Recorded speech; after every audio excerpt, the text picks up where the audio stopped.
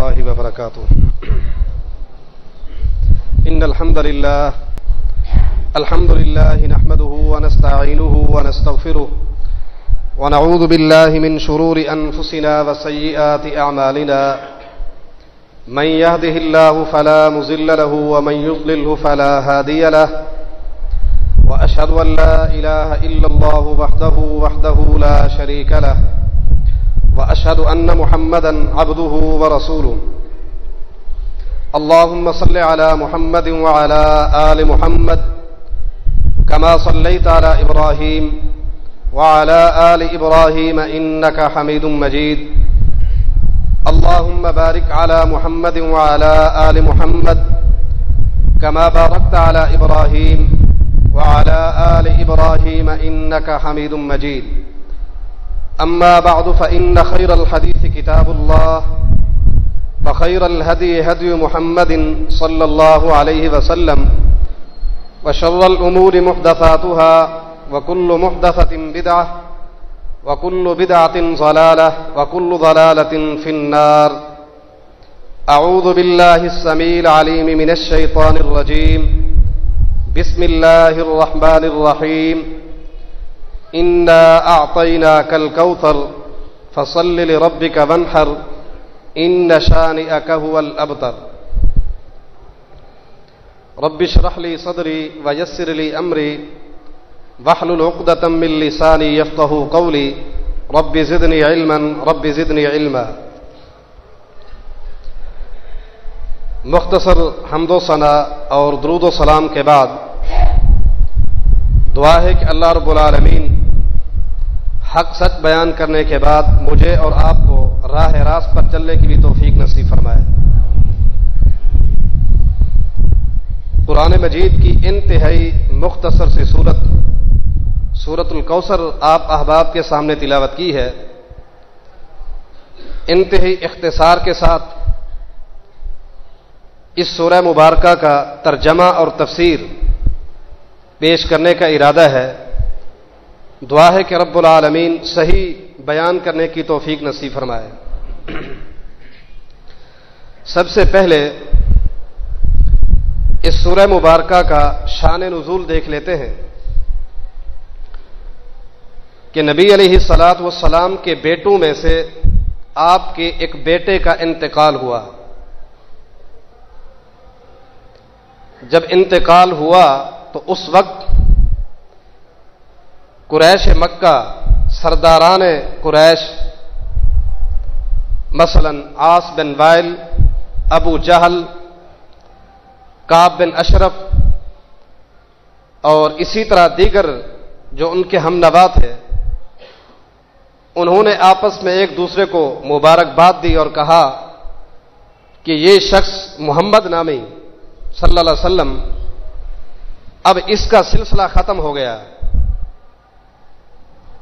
اب اس کی نسل آگے نہیں چلے گی. تو نبی علیہ الصلاۃ والسلام کو بڑا دکھ پہنچا، آپ کو بڑا صدمہ، بڑی تکلیف ہوئی. تو اللہ تعالی نے تسلی دیتے ہوئے یہ سورہ مبارکہ نازل فرمائی اور فرمایا کہ اے پیغمبر انا اعطیناک الکوثر فصل لربک وانحر ان شانئک هو الابتر. اس سورہ مبارکہ میں 3 چیزیں ذکر کی گئی ہیں. 3 چیزوں کا اس میں ذکر ہے. پہلی چیز انعام مصطفیٰ کہ اللہ تعالی نے جناب محمد الرسول اللہ صلی اللہ علیہ وسلم کو کتنے انعامات سے نوازا ہے اس کا ذکر ہے. اور دوسری چیز پروگرام مصطفیٰ، مشن مصطفیٰ کہ آپ کیا مشن، کیا پروگرام لے کر آئے تھے. اور تیسری چیز کہ جو آپ کے دشمن ہیں، آپ کے گستاخ ہیں، ان کا انجام کیا ہے، انجام گستاخان مصطفیٰ. ان 3 چیزوں کا ذکر ہے. تو سب سے پہلے انعام مصطفیٰ، وہ انعام کیا ہے؟ فرمایا کہ انا اعطیناک الکوثر، ہم نے آپ کو کوثر عطا کیا. کوثر کیا چیز ہے؟ کاف، تھا اور را، کاسورا، اس کا معنی ہوتا ہے زیادہ. عربی میں جب کسی فعل میں حرف کا اضافہ ہو تو معنی کا بھی اضافہ ہو جاتا ہے. تو یہاں واو کا اضافہ ہے، یعنی ہم نے آپ کو بہت ساری چیزیں عطا کی. وہ بہت ساری چیزیں کیا ہے؟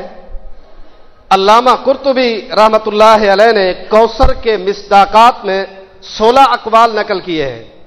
16 اقوال. قلت وقت کے پیش نظر صرف 5 اقوال آپ کے سامنے پیش کروں گا. پہلا قول کہ کوثر سے مراد حوض کوثر ہے.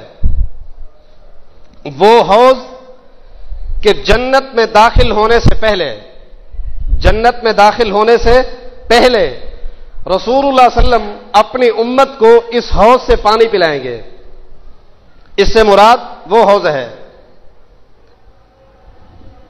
اور دوسرا قول، اس سے مراد جنت کی ایک نہر ہے. نبی علیہ السلام فرماتے ہیں کہ نہر فی الجنہ حافتاہ من ذہب وفضہ، یہ جنت کی نہر ہے جس کے کنارے سونے اور چاندی کے ہیں. آنیتہ عدد النجوم، اس کے برتن ستاروں کی طرح ہیں. جس طرح ستارے گنتی نہیں ہو سکتے، یا جو مقام ان ستاروں کا ہے وہی مقام، وہی مقدار اس نہر کے برتنوں کی ہے. اور فرمایا کہ بیاضہ اشد بیاضا من اللبن، اس کی سفیدی دودھ کی سفیدی سے بھی زیادہ ہے. مٹھاس کتنی ہے؟ احلا من العسل، شہد سے بھی زیادہ میٹھا ہے. اور آگے فرمایا کہ فیہ طیور اعناقها کاعناق الجزر، اس نہر کے کنارے درخت لگے ہیں اور ان درختوں پر پرندے ہیں. کتنے بڑے پرندے ہیں کہ ان پرندوں کی گردنیں ایسی ہیں جس طرح اونٹ ہوں. اونٹوں کی جس طرح اونٹ بڑا ہوتا ہے اسی طرح ان کی گردنیں ہیں. اتنے بڑے بڑے پرندے. ایک روایت کے مطابق ابو بکر صدیق نے اور دوسری روایت کے مطابق عمر بن خطاب رضی اللہ عنہما نے پوچھا کہ اللہ کے پیغمبر وہ تو بڑے خوبصورت ہوں گے، بڑے اچھے ہوں گے. آپ نے فرمایا جی ہاں، لیکن آکلھا انعم منہا، جو ان پرندوں کو کھائیں گے وہ ان سے بھی زیادہ اچھے ہوں گے. یہ جو نہر ہے نا، نہر جو کوثر کا مصداق ٹھہرائی گئی ہے، حوض کوثر کا پانی بھی اسی نہر سے آتا ہے جو جنت میں جانے سے پہلے اللہ تعالی ہم سب کو نصیب فرمائے. وہ پیئیں گے، اس کا پانی جنت کی اسی نہر سے آ رہا ہوگا. تو دوسرا مصداق کیا ہے؟ جنت کی یہ نہر. اور تیسرا مصداق وہ ہے آپ کے صحابہ. آپ کے صحابہ. تو اللہ نے تسلی دی، اے میرے پیغمبر اگر آپ کا ایک سلبی بیٹا چلا گیا تو کوئی بات نہیں، میں آپ کو ایسے جانثار عطا کروں گا، ایسے صحابہ عطا کروں گا جن کی تاریخ میں کوئی مثال بھی نہیں ملے گی. اب جان لیں کیسے جانثار صحابہ، کیسے محب. جتنی بھی تعریف کی جائے اتنی ہی کم ہے. تو تیسرے قول کے مطابق اس کے مصداق صحابہ ہیں. اور چوتھا قول وہ ہے کہ اس سے مراد نبی پاک کی پوری امت ہے. تو معنی یہ ہوگا، اے میرے پیغمبر اگر آپ کا ایک سلبی بیٹا چلا گیا، ایک حقیقی بیٹا چلا گیا تو آپ پریشان نہ ہوں، میں آپ کو ایسی امت عطا کروں گا جو قیامت تک ختم نہیں ہوگی. لگاؤ اندازہ کتنی ہے گنتی. رسول اللہ صلی اللہ علیہ وسلم سے لے کر آج تک نہیں معلوم کتنے ہیں محب رسول، کتنے ہیں آپ کے چاہنے والے، آپ سے محبت کرنے والے، نہیں معلوم. اور قیامت تک کتنے آئیں گے اس سلسلے میں آپ کو 2 حدیثیں سنا دیتا ہوں. پہلی روایت صحیح بخاری کی، نبی علیہ الصلوۃ والسلام اپنے صحابہ کے درمیان تشریف فرما ہے، بات چیت چل رہی تھی تو اچانک آپ نے فرمایا کہ اے میرے صحابہ، اما ترضون ان تکونوا ربع اہل الجنہ، کیا تمہیں یہ بات پسند ہے کہ جنت میں جتنے بھی لوگ جائیں گے 1/4 حصہ تمہارا ہو؟ حضرت آدم سے لے کر قیامت تک جتنے انبیاء کی امتیں جنت میں جائیں گی ان میں تمہاری تعداد 1/4 ہو. کیا تم اس بات پر راضی نہیں ہو؟ صحابہ خاموش ہو گئے. آپ نے فرمایا چلو یہ بتلاؤ، اما ترضون ان تکونوا ثلث اہل الجنہ، کہ ساری جنت کی جتنے بھی وہاں جنتی ہوں گے تمہاری تعداد، تمہاری گنتی 1/3 ہو، کیا تم اس پر راضی ہو؟ صحابہ خاموش. آگے نبی علیہ الصلوۃ والسلام نے کیا فرمایا؟ فرمایا کہ فوالذی نفس محمد بیدہ لارجو ان تکونوا نصف اہل الجنہ، مجھے امید ہے کہ قیامت کے دن جتنے بھی جنتی جنت میں جائیں گے تمہاری مقدار 1/2 ہوگی. حضرت آدم سے لے کر عیسیٰ علیہ السلام تک جتنے بھی امتیں ہیں اور وہ جنت میں جائیں گے ان کی تعداد اتنی ہوگی جتنا میری امت کی تعداد جنت میں جائے گی. اور مسند احمد کی ایک روایت کے مطابق نبی علیہ الصلوۃ والسلام نے ارشاد فرمایا کہ جنت میں صفیں بنے گی، صفیں، قطاریں، لائنیں بنے گی. تو ٹوٹل صفیں، ٹوٹل لائنیں 120 ہوں گی. مسند احمد کی روایت، جنتیوں کی صفیں 120. فرمایا کہ ان 120 صفوں میں سے 80 صفیں صرف میری امت کی ہوں گی. انا اعطیناک الکوثر، اگر ایک بیٹا چلا گیا، لوگوں نے یہ باتیں کرنا شروع کر دیں، اے پیغمبر پریشان نہ ہوں، میں آپ کو ایسی امت عطا کروں گا جس کا شمار ہی ممکن نہیں ہے. انا اعطیناک الکوثر، یہ 4تھا مصداق ہے. اب 5واں مصداق جو کہ حبر هذه الامه سند المفسرین سیدنا عبداللہ بن عباس رضی اللہ تعالی عنہما کا قول ہے. وہ فرماتے ہیں کہ اس سے مراد خیر کثیر ہے. کوثر سے مراد خیر کثیر ہے. امام ابن کثیر رحمت اللہ علیہ نے ابن کثیر میں اسی قول کو ترجیح دی ہے جو ابن عباس کا قول ہے کہ کوثر سے مراد خیر کثیر ہے. جب یہ مصداق سامنے آیا، ابن عباس کا یہ قول سامنے آیا، تو انہی کے ایک شاگرد نے سوال رکھا. فرمانے لگے اے صحابی رسول، اے ابن عباس، آپ کی بات ٹھیک ہے لیکن حوض کوثر یا وہ جو جنت کی نہر ہے وہ تو حدیث سے ثابت ہے، وہ تو حدیث سے ثابت ہے، آپ کیسے کہہ رہے ہیں کہ یہ خیر کثیر ہے؟ بڑا پیارا جواب دیا.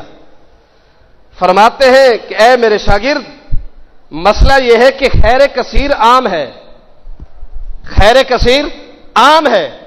حوض کوثر، جنت یا آپ کے صحابہ، آپ کی امت اور ایک قول کے مطابق قرآن، یہ اسی کے اجزاء ہیں. خیر کثیر میں یہ ساری چیزیں شامل ہیں. اس میں حوض کوثر بھی آتا ہے، جنت کی وہ نہر بھی آتی ہے، صحابہ کا شمار بھی ہوتا ہے، امت بھی آتی ہے، قرآن بھی آتا ہے، اور دیگر جو 16 اقوال پیش کیے گئے ہیں وہ سارے اسی کے اندر ہیں. یہ سب کے اوپر ہے خیر کثیر. انا اعطیناک الکوثر. اچھا، یہاں پھر ایک سوال کہ چلو کوئی بھی قول ہم لے لیں، اس کی کوئی مقدار کوئی تعین؟ تو کوئی تعین نہیں ہے، کوئی مقدار نہیں ہے، کیونکہ قرآن نے کہا وَلَسَوْفَ يُعْطِيكَ رَبُّكَ فَتَرْضَىٰ، اے پیغمبر جب تک آپ راضی نہیں ہوں گے میں آپ کو عطا کرتا رہوں گا۔ اِنَّا أَعْطَيْنَاكَ الْكَوْثَرَ، یہ انعام مصطفیٰ تھا جو اللہ نے اپنے نبی پر انعام کیا تھا۔ اب آگے چلتے ہیں دوسرا نقطہ کہ آپ جو مشن لے کر آئے تھے، جو پروگرام لے کر آئے تھے، وہ کیا ہے؟ وہ یہ ہے کہ فَصَلِّ لِرَبِّكَ وَانْحَرْ، نماز پڑھیے اپنے رب کے لیے اور قربانی بھی کیجیے اپنے رب کے لیے۔ پہلے تو یہاں اشکال ہے کہ اللہ نے اپنے نبی کو کہا قربانی اور نماز دونوں کام میرے لیے، کیا نعوذ باللہ نبی پاک ایسا نہیں کرتے تھے؟ اصل مسئلہ یہ ہے مفسرین کے ہاں صورتوں کا صورتوں کے ساتھ، آیات کا آیات کے ساتھ، رکوع کا رکوع کے ساتھ ربط ہے۔ تو یہ جو نقطہ ہے اس کا پچھلی صورت کے ساتھ ربط ہے، اور وہ کیا ہے؟ فَوَيْلٌ لِّلْمُصَلِّينَ الَّذِينَ هُمْ عَنْ صَلَاتِهِمْ سَاهُونَ الَّذِينَ هُمْ يُرَاءُونَ۔ اس کے جواب میں آیا ہے کہ اپنی امت کو اعلان کر دیجئے کہ نماز بھی اور قربانی بھی دونوں کام اللہ کے لیے کریں، یہ اس کے جواب میں ہے۔ اور دوسری بات، کیا عبادات میں یہی دو چیزیں شامل ہیں، نماز اور قربانی؟ مسئلہ یہ ہے کہ نماز کا تعلق بدن سے ہے اور قربانی کا تعلق مال سے ہے، تو معنی یہ ہوگا کہ اپنی بدنی عبادات اور اپنی مالی عبادات دونوں عبادتیں اپنے رب کے لیے خاص کرو، ریاکاری نہ ہو، اخلاص ہو۔ تمام تر بدنی عبادات اور تمام تر مالی عبادات اپنے رب کے لیے خاص کرو۔ یہ آپ مشن لے کر آئے تھے، یہ پروگرام لے کر آئے تھے، یہ پیغام لے کر آئے تھے اپنی امت کے لیے کہ نمازیں، قربانی یا اسی کے ضمن میں جو مالی اور بدنی عبادات ہیں ساری کی ساری اپنے رب کے لیے خاص کرو۔ گویا کہ اسی ایک آیت میں ساری کی ساری توحید بیان کر دی، توحید کے اہم پہلو بیان کر دیے۔ یہ تھا آپ کا مشن، آپ کا پروگرام جو آپ لے کر آئے تھے۔ اور تیسری بات وہ کیا کہ انجام گستاخان مصطفیٰ، آپ کے دشمنوں کا، آپ کے جو گستاخ ہیں ان کا انجام کیا ہے؟ تو فرمایا کہ ان شانئک هو الابتر، کہ آپ سے بغض رکھنے والے، آپ سے دشمنی رکھنے والے، آپ سے حسد کرنے والے وہی ہی دم بریدہ اور دم کٹے ہیں، انہی کی نسلیں کٹ جائیں گی، آپ کا نام باقی رہے گا۔ کیوں؟ اس لیے کہ رب العالمین کا فیصلہ ہے یرید اللہ ان یحق الحق بکلماتہ ویقطع دابر الکافرین، اللہ حق کو حق سچ منواتا ہے اور کافروں کی، ظالموں کی جڑیں کاٹ دیتا ہے۔ اور صرف دعویٰ نہیں، ایک اور مقام پر فرمایا فَقُطِعَ دَابِرُ الْقَوْمِ الَّذِينَ ظَلَمُوا، ہم نے ان کی جڑیں کاٹ ڈالی، ان کی جڑیں کاٹ دی گئی، کٹ گئی، اب کوئی ان کا نسب نامہ، کوئی نسل نہیں ہے۔ اگر ہے تو بتاؤ کون شخص دعویٰ کرتا ہے کہ میں ابو جہل کے خاندان سے ہوں؟ کوئی دعویٰ کرے کہ میں کعب بن اشرف کے خاندان سے ہوں، یا اس طرح عاص بن وائل، یا جتنے بھی تھے انہی کی طرف اپنی نسبت کرنے والا آج کوئی بھی نہیں ملتا، اس لیے کہ جڑیں رب نے کاٹ دی ہیں۔ اگر باقی ہیں تو محمد الرسول اللہ کی ہے صلی اللہ علیہ وسلم۔ ان شانئک هو الابتر، آپ کا دشمن، آپ سے بغض، حسد کرنے والا ہی تم بریدہ ہوگا، آپ کا کچھ بھی نہیں بگاڑ سکتے۔ یہ تین چیزیں جو اس سورہ مبارکہ میں انتہائی اختصار کے ساتھ آپ کے سامنے رکھی۔ اب اسی سورہ مبارکہ کی ایک دوسری تفسیر اسی ہی سورت کی ایک دوسرے انداز میں، اور وہ یہ ہے کہ اس سورت میں 4 چیزوں کا ذکر ہے۔ پہلی ترتیب کے مطابق 3 چیزیں تھیں، ایک انعام مصطفیٰ اور دوسرا مشن مصطفیٰ، تیسرا انجام گستاخان مصطفیٰ۔ اب اسی ہی صورت کی تفسیر دوسری نظر میں دیکھتے ہیں تو پھر 4 چیزیں ہیں،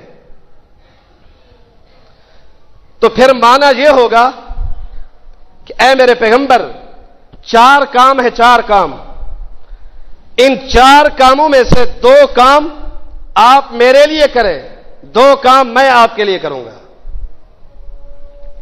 2 کام آپ میرے لیے خاص کر دیں تو 2 میں آپ کے لیے کروں گا۔ 2 کام جو اللہ کے پیغمبر کے ذمے تھے وہ کیا ہے؟ فرمایا کہ فصلی لربک وانحر، اپنی مالی اپنی بدنی عبادات اپنے رب کے لیے خاص کرو، جیسے نبی علیہ الصلوۃ والسلام نے کہا بھی تھا ان صلاتی و نسکی و محیای و مماتی للہ رب العالمین۔ اور یہ ایک اصولی بات ہے کہ اگر توحید اخلاص پیغمبر کے پاس نہ ہو تو پھر ہے کس کے پاس؟ بے عین ہی آپ نے اپنا یہ ذمہ، یہ فریضہ سر انجام دیا۔